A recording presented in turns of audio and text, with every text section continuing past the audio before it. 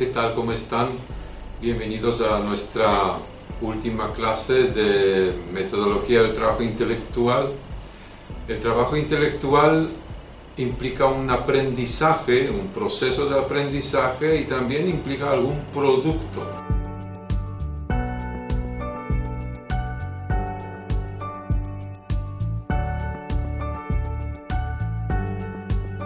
Y hoy vamos a hablar del producto del trabajo intelectual en una universidad, que son los escritos académicos.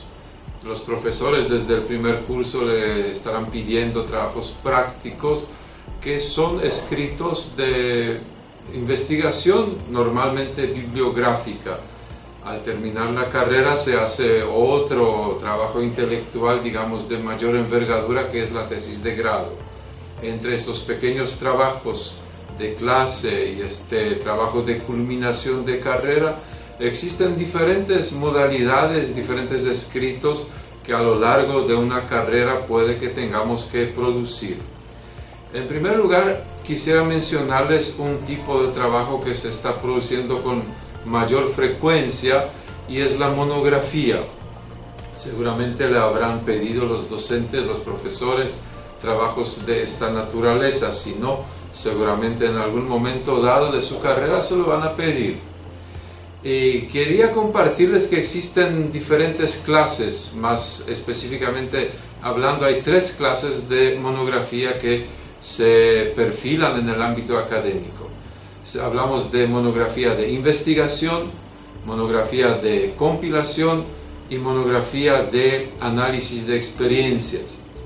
Monografía, para empezar, es un término, una palabra que proviene del idioma griego y es una conjunción de 2 voces. Mono en griego quiere decir algo particular, singular, único, mono. Y grafein, la otra palabra, significa la grafía o la descripción. Entonces, monografía sería simplemente un escrito sobre un determinado tema. Esta monografía de investigación es un escrito bastante, digamos, metodológicamente estricto e implica un trabajo de campo. Trabajo de campo implica a su vez aplicación de una encuesta, una observación de los fenómenos externos y la representación de estos datos que recabamos. Entonces, una monografía de esta clase también se conoce como artículo científico y contiene tanto la revisión bibliográfica como aquel trabajo de campo. Normalmente esos trabajos se piden en la universidad, en los niveles de grado, se piden recién cuando los estudiantes concluyen la carrera, y estos escritos, estas investigaciones se presentan en forma de trabajo de tesis. Mucho más frecuentes son esas monografías de compilación, que en el ámbito de revistas científicas se llaman artículos de revisión.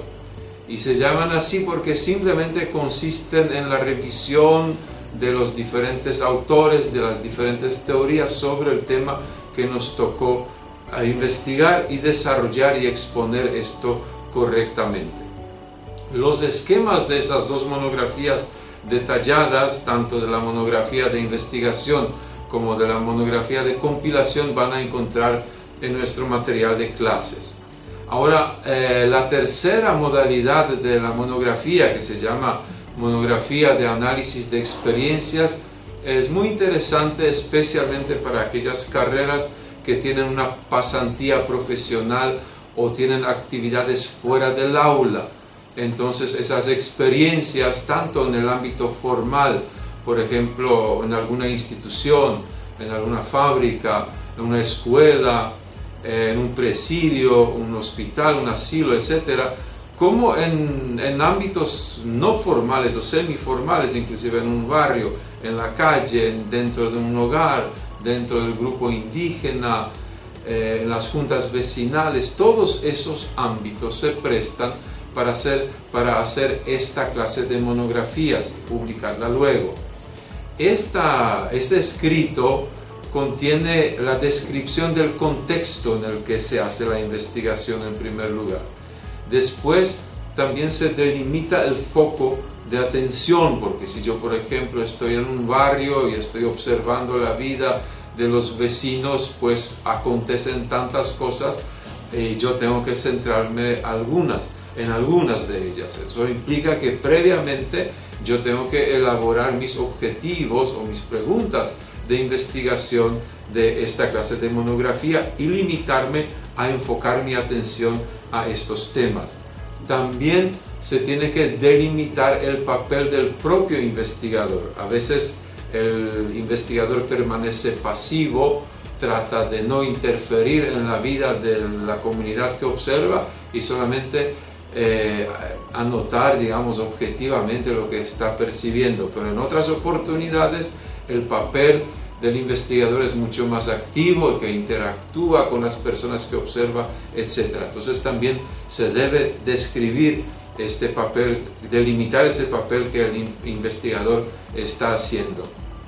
Luego se tiene que definir el proceso del método que se va a usar, si se va a aplicar una encuesta, si se va a hacer entrevistas o simplemente observaciones, y el instrumento a través del cual estas técnicas se van a realizar. Y finalmente la parte textual de esa monografía tiene que explicar cómo luego se han procesado y cómo se han expuesto los datos. Esto en cuanto al tercer tipo de monografía. Entonces, repito, tenemos monografía de investigación, que implica un trabajo empírico, o sea, de campo. Tenemos una monografía de compilación, que es solamente revisión teórica de autores, y la monografía de análisis de experiencias, que involucra al investigador en el campo e implica una experiencia fuera del aula. Ahora, también existen otra clase de escritos académicos que puede que a alumnos se le pida a lo largo de la carrera. Y uno de ellos es el ensayo académico. Ensayar, el verbo ensayar implica poner a prueba, probar, ensayar, ¿no? Algo que uno no sabe, examina a ver que resulte. La Real Academia Española define el ensayo como un escrito, dice, generalmente breve, constituido por el pensamiento del autor sobre un tema. Y la Real Academia agrega, sin que la extensión que requiera un tratado, sin que le llegue a tener una extensión que requiere un tratado completo de una materia. Bueno, aparentemente la Academia pone mucho énfasis en la extensión de esa clase de escrito. Pero cuando se trata del ensayo académico, ahí lo que vale es la naturaleza, la forma en la cual el autor puede expresarse, y no tanto la extensión y tampoco el rigor académico o científico. Un ensayo académico también requiere de que el autor investigue rigurosamente los autores y los presente con el rigor académico. Solamente que el ensayo permite al autor que defienda una posición, que exprese su opinión personal y trate de convencer a los lectores sobre las razones por las cuales uno ensaya algo. Entonces, la diferencia entre una monografía de compilación y un ensayo no consiste en el rigor científico de revisar los autores. Simplemente una monografía expone lo que el autor encuentra sin analizar demasiado críticamente esas fuentes, y el ensayo sí permite criticar y permite defender el punto de vista del autor. Muchas veces en la universidad se escribe un ensayo muy especial conocido como el ensayo de 5 párrafos. Ese ensayo es un formato de una composición escrita justamente en 5 párrafos, donde en el primer párrafo es una introducción, segundo, tercero y cuarto constituyen el cuerpo o el desarrollo de esa idea principal, y el último párrafo es un párrafo de conclusión. Normalmente estos ensayos no requieren de una revisión bibliográfica previa, porque su objetivo es medir habilidades básicas de escritura de los estudiantes.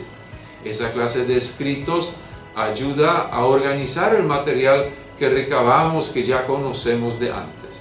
Ayuda a organizar porque lo obliga al autor a plantear una idea principal, después desglosarla en 3 párrafos específicos y concluir lo más importante que uno haya expuesto. Muchas veces eso se aplica con un tiempo medido. Por ejemplo, los profesores te piden, vamos a hacer un ensayo de 5 párrafos, tienen 40 minutos o 1 hora cátedra para desarrollarlo. Finalmente, tenemos 2 clases de escritos muy parecidos. Uno de ellos se llama resumen y el otro es la reseña crítica. El resumen, como el mismo nombre dice, es un escrito que transmite la información de otro texto. Entonces, en esta clase de escrito, el autor no analiza, no expone sus propias ideas, simplemente resume las ideas de algún libro, de algún artículo o de algún capítulo del libro que el profesor asigna.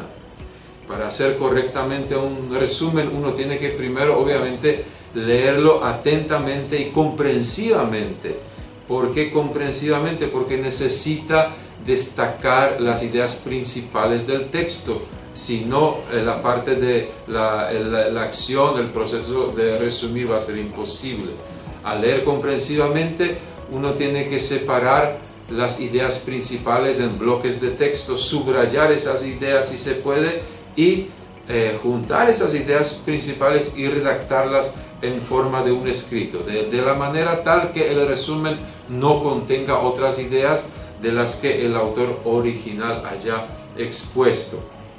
Ahora bien, cuando este resumen se enriquece por alguna crítica propia del que resume, cuando el que resume compara el escrito con otras clases, con otros artículos sobre el mismo tema, hace como un comentario valorativo sobre el texto que está resumiendo, entonces ese resumen se convierte en una reseña crítica.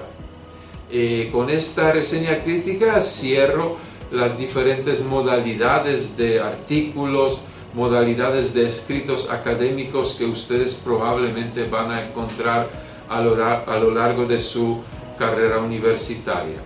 Ahora, al final, todos esos escritos, también la tesis de grado, todo lo que uno entrega como sus trabajos prácticos, trabajos de investigación, tiene que ser presentado en un formato, en un estilo adecuado.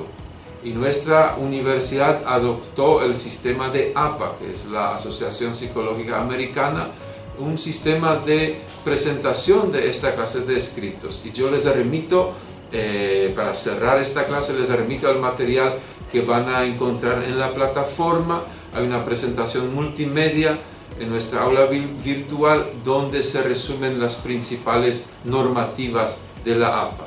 Tipo qué tamaño de papel usar, qué tipo de letra, márgenes, cómo se debe citar los autores, cómo hacer referencias, etc. Bueno, y con eso concluimos nuestro curso, es la última clase. Hemos visto que el trabajo intelectual empieza por el aprendizaje propio, por técnicas de aprendizaje y culmina con que el autor intelectual, el que hace el trabajo intelectual, pues tiene que producir algo a través de todas esas técnicas y métodos. Yo le agradezco mucho la participación y les deseo éxitos. Hasta luego.